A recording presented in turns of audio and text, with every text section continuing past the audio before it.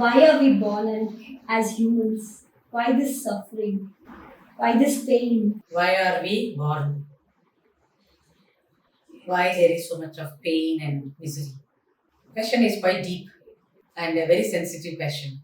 The interesting fact about this question is that this question doesn't occur to most of the human beings. If at all it occurs, it doesn't stay longer. It's just a passing cloud. And when it occurs, don't have an answer. Hence I said this question is very deep. The fact is that we are all born, and the harder fact to accept is that we all have pain and misery in this life. Another interesting fact about this dimension is that this question doesn't occur always to us. It occurs only when we are in pain and suffering. When we are in a joyous mode, in a state of happiness, we all think it's a natural thing. But when we are sad, suffering, going through pain, the mind starts questioning as though I made a mistake in being born, or somebody else is responsible for our birth. Oh, being in this spiritual path and counseling people, I have found this kind of an expression that I didn't want to be born, but my parents gave birth to me. So shifting the responsibility of the birth onto the parents. Yeah, mind is strange. It can think of, cook up anything and everything. But the fact is that we all have pain and suffering and misery. There is one religious factor which overpowers the human mind, and this religion in which we are brought up gives a ready-made answer which we have accepted, and we tend to use it in all circumstances or similar circumstances. That whatever happens in our life, especially when something goes wrong, means against our wish, something happens which we don't like, then we say God is responsible for this. Shifting the responsibility onto God. Precisely because we all know God doesn't speak to us. We dare not complain about another human being because another human will immediately respond to you. Retaliation. Yeah. But we are 100% sure that God doesn't respond to you. So find an easy way. So it's a psychological process that the human mind goes through when it is in pain and misery. And this kind of upbringing is so deep and strong that whenever you hear somebody talking like this, it is accepted without any questions that God is responsible for all that happens in our lives. So most of the time when I do satsanga and all that, this is a question.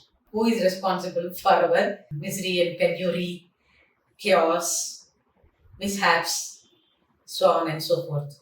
And the mind has accepted already that God is responsible. So normally the psychotherapy that we try to give to ourselves is stand or sit in front of the photo of the God or Murti, the icon or statue, and then scold him. So by scolding, you take out all that suppressed anger or hatred or fear, pain, everything, sorrow, everything. Then the mind feels okay. It takes a lot to express our gratitude that I am like this because of all these dimensions. Whatever good has happened with me, normally mind doesn't want to do it. So gratitude, what I mean, is a cultivated virtue. But people think it comes just like that. All good virtues. If you are good by birth. If you are bad by birth. That's not so.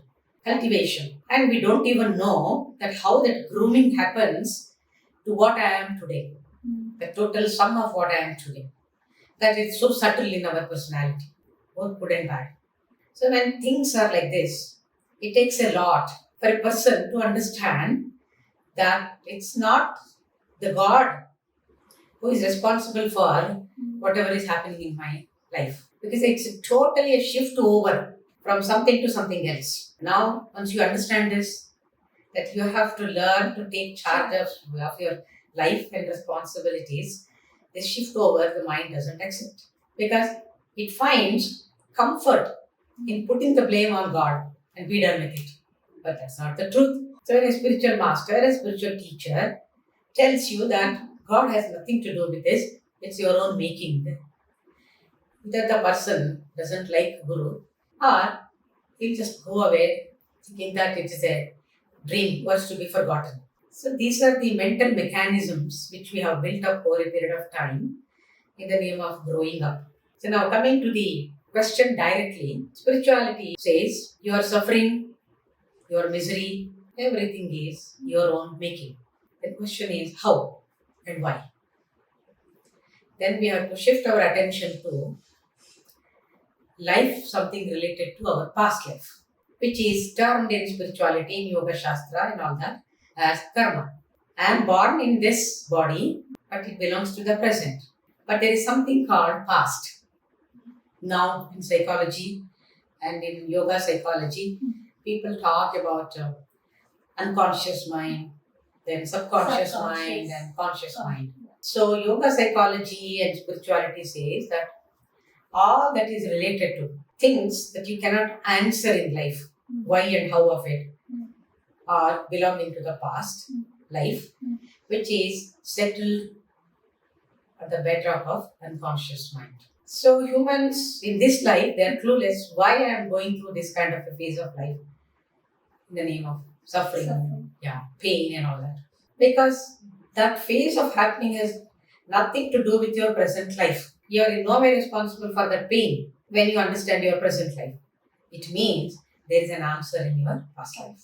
So, to find an answer for all our suffering, bad things in happen, we have to get an answer from the karma theory.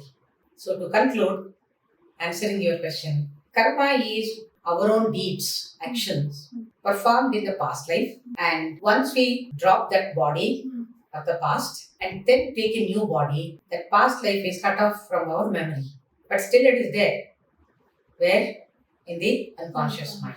But as humans, we don't know how to touch upon that unconscious mind and retrieve those informations to what were my actions in the past life. So he becomes clueless and angry, upset. Why is it happening? In no way I'm responsible. Why is it happening? Why me? This is the usual thing, why me? So for why me, once you understand the secret of past life and karma, answer is obvious. So yoga masters say, meditate, meditate, meditate. Where you develop the capacity to touch upon this, all the three layers of your mind. Conscious mind, we think we know, because that is the mind active and you are awake. But it's not so. Because even to understand the conscious mind, which is called the present, you need an inner awareness, a witnessing consciousness. Otherwise, most of the time, you are just talking, behaving as a kind of a recorded player out of habits. Habit pattern. So, the answer is not in the present, but in the past.